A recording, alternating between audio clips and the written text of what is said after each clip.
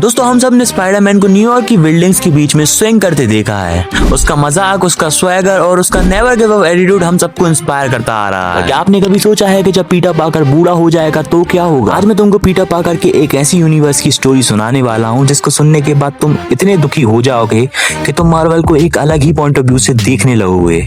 ये वो वक्त है जब पीटर पार्कर के पास ना कोई उम्मीद बची है, ना कोई परिवार, और सबसे बड़ा सवाल, मैरी जेन कहाँ है? जब आपको इसका जवाब पता चलेगा तो शायद आप मार्वल को कभी पहले की तरह नहीं देख पाएंगे। कहानी शुरू होती है फ्यूचर के न्यूयॉर्क में। शहर बदल चुका है, अब यहाँ पे कोई अवेंजर्स नहीं है। न्यूयॉर्क शहर के हर एक कोने में द रीजन नाम की एक अथॉरिटेरियन पुलिस फोर्स का कब्जा है। लोग घुट घुट के जी रहे हैं वहाँ पर। और हमारा पीटर पार्कर, वो अब एक 70 साल का बुढ़ा आदमी है, बिना किसी मास्क के, बिना किसी कॉस्ट्यूम के।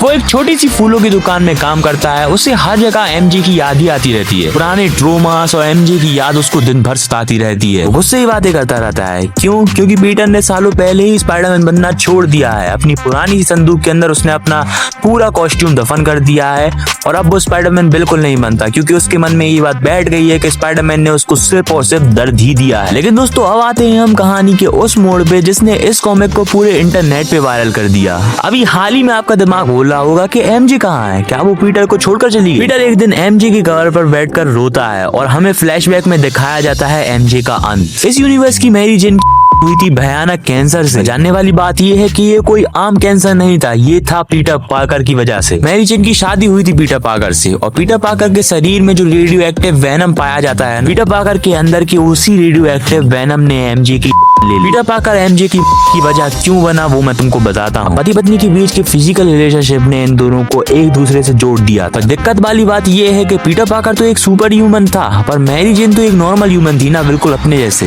पीटर के बॉडी के फ्लूइड्स रेडियो एक्टिव हो चुके थे। सालों तक पीटर के साथ रहने की वजह से मैरी जेन का शरीर उस रेडिएशन को झेल नहीं पाया। मैरी जेन के साथ आखिरी बात जो पीटर पार्कर ने कही थी वो यही कही थी कि तुम्हारी वजह मैं हूँ, मेरी वजह से मैरी जेन तुम्हें ये सब झेलना पड़ रहा है। पर मैरी जेन को ये बातें जानने के बाद बिल्कुल भी गम नहीं हुआ। क्यों? क्योंकि जाहिर सी बात है कि वो उससे बहुत प्यार करती है। एक बार आप सोचे, स्पाइडरमैन ने अपनी पूरी जिंदगी लोगों को बचाने में लगा दी, लेकिन जिस इंसान से वो सबसे ज्यादा प्यार करता था उसे ही वो नहीं बचा पाया। और सबसे बड़ा गम उसकी लाइफ में तो यही रह गया कि उसी की वजह से उसकी वाइफ की गई। फिर कॉमिक के अंदर हमारे लिए एक ऐसा सीन दिखाया जाता है जहाँ पर पीटर पार्कर कवर से दूर जा रहा है और घर पे जाने के बाद वो अपनी न्यूज खोलता है। न्यूज में देखने को मिलता है कि न्यूयॉर्क शहर का हाल बहुत बदतर होता जा रहा है। वेनम द सिम्बियोट अब पूरे न्यूयॉर्क पे कब्जा करने वाला है, पर ये बात स्पाइडरमैन को बिल्कुल भी नहीं पता थी। वहाँ के मेयर ने एक झूठा प्रोटेक्शन सिस्टम लगाया है जो कि एक्चुअली लोग करने के लिए है। अब आप सोचोगे कि ये मेयर सब ना क्यों चाह रहा? तो वजह ये है कि कॉमिक की जो टाइमलाइन है ना वो चल रही है फ्यूचर की। इसलिए फ्यूचर में पॉपुलेशन बहुत ज्यादा बढ़ चुकी है और इसलिए गवर्नमेंट चाह रही है कि कैसे भी करके पॉपुलेशन को कम कर दो। ऐसी न्यूज सुनने के बाद तभी पीटर पार्कर को लगता है कि ऐसे घर पर बैठकर एमजे का इंतजार करने से कुछ नहीं होने वाला। वो अपनी पत्नी की खातिर फिर से शहर को बचाने के लिए निकल जाता है। जब वो अपने शहर को देखने के लिए बाहर निकलता है तो उसको देखने को मिलता है कि न्यूयॉर्क अब न्यूयॉर्क सिटी नहीं, एक खंजर किला बन चुका है जो कि देखने लायक नहीं है। द रीजन फोर्स ने हर जगह अपने लेजर्स और अपने रोबोट्स को लगा दिया है, लेकिन उन्हें नहीं पता कि उन्होंने एक सोए हुए शेर को जगह डाला है। पीटर पार्कर जो अब तक सिर्फ एक लाचार बूढ़ा लग रहा था, वो अब अपनी पत्नी मैरी जेन की कब्र के पास खड़ा है।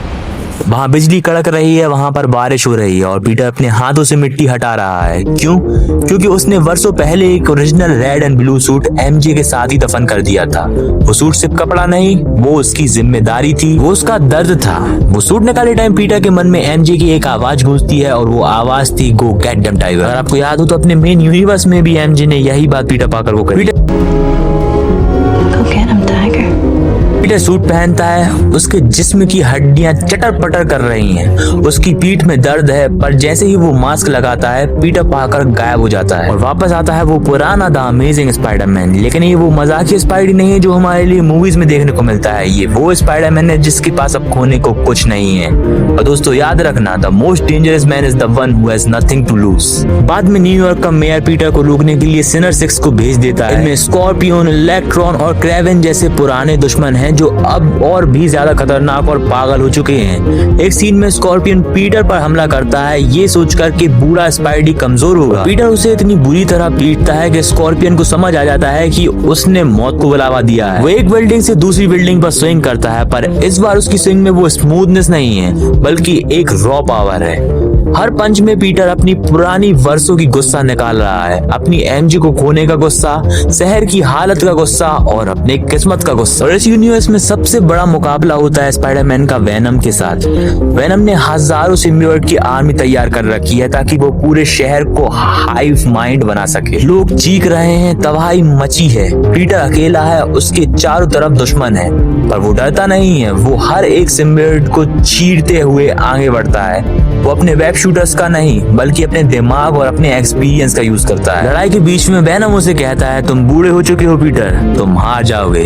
तो पीटर सिर्फ उसे एक बात कहता है, मैं तब तक नहीं मरूंगा जब तक मैं तुम सबको नरक ना भेज। भाई साहब, अब आया है इस कॉमिक का पीक। पीटर शहर के पुराने बेल टावर का ऐसा यूज करता है जिससे एक लाउड साउंड प्रोड्यूस होता है, जिससे पूरे सिम्बियोट तड़पने लगते हैं। वो लड़ाई ताकत की नहीं थी बल्कि विल पावर की थी। पीटर अपने पूरे शरीर की लिमिट्स तोड़कर सबको दिखाता है कि स्पाइडरमैन कभी बूढ़ा नहीं होता। लड़ाई खत्म हो चुकी है, धुआं छट रहा है, वेनम और उसकी आर्मी का कोई नामो निशान नहीं है। न्यूयॉर्क की सड़कों पर अब पुलिस नहीं बल्कि उम्मीद दिख रही है, लेकिन इस जीत का जश्न मनाने के लिए पीटर पाकर के पास कोई नहीं। पीटर, जो अब तक गुस्से में एक बीस्ट बना हुआ था, धीरे धीरे अपना मास्क उतारता है। उसका चेहरा खून और मिट्टी से भरा हुआ है, उसकी सांसें फूल रही हैं, वो थका हुआ है। और ये जो थकान है वो सिर्फ शरीर की नहीं है, ये थकान उसकी रूह की है। वो शहर की एक ऊंची बिल्डिंग पर जाता है और वहां से नीचे देखता है तो लोग उसको देखकर चिल्लाते हैं, स्पाइडरमैन स्पाइडरमैन। पीटर के कानों में सिर्फ एक आवाज गूंज रही है और वो आवाज है मैरी जेन की हंसी। और यहाँ हमें पता चलता है कि पीटर ने ये सब क्यों किया। वो शहर को बचाना चाहता था, हाँ, लेकिन असलियत में वो खुद को माफी दिलाना चाहता था। उसे लगता था कि अगर वो न्यूयॉर्क को बचा लेगा तो शायद एमजे स्वर्ग में या जहाँ पे भी वो हो उसे माफ कर देगी। उसे लगता था कि उसका हीरो बनना एमजे की मौत का प्रायश्चित होगा। पीटर धीरे धीरे एमजे की कबर पर वापस जाता है। वहाँ का सीन इतना दर्दनाक है कि आपका दिल बैठ जाएगा। पीटर कबर के पास गिर जाता है, उस मिट्टी को हाथ लगाता है। वो कहता है, एमजे, मैंने सब ठीक कर दिया, अब सब सेव है। तभी हमें एमजे का गोश्त या शायद पीटर का हेलुसिनेशन दिखता है। वो उसे देखकर मुस्कुराती है और कहती है, गो टू स्लीप टाइगर। इसका मतलब समझ रहे हो? पूरी वीडियो में पीटर ने खुद को इसलिए जिंदा रखा था क्योंकि उसे लगता था कि उसकी ड्यूटी अभी बाकी है, लेकिन अब जब ड्यूटी पूरी हो गई है, पीटर पाकर अब थक चुका है। वो वहीं एमजे की कबर के पास लेट जाता है। ये एंडिंग क्लियर नहीं करती कि पीटर वहां गया या फिर सिर्फ सो गया था, पर एक बात पक्की है कि स्पाइडरमैन की स्टोरी हमेशा से कुर्बानी की स्टोरी रही है। जैसा कि अपने बैन अंकल ने बोला था पीटर को, the great powers come with great responsibilities. तो दोस्तों, द स्पाइडरमैन लीजन हमेशा कहता है कि ताकत और जिम्मेदारी की कीमत भारी होती है। पीटर पाकर ने दुनिया को तो बचा लिया, पर वो अपनी दुनिया को नहीं बचा पाया। अपना सुकून, अपना प्यार उसको कुर्बान करना पड़ा। अब आप बताओ, क्या आपको लगता है कि पीटर ने जो किया वो सही था? क्या एक हीरो को हमेशा इतना दर्द मिलना चाहिए? कमेंट्स में अपनी राय जरूर लिखना। अगर ये वीडियो आपके दिल तक पहुंची है तो अपने दोस्तों के साथ शेयर करना जो स्पाइडरमैन को सिर्फ एक एक्शन हीरो समझते हैं। उन्हें दिखाओ कि स्पाइडरमैन होना कितना मुश्किल। मिलते हैं अगली वीडियो में एक नई कहानी के साथ, तब तक के लिए कीप स्विंगिंग।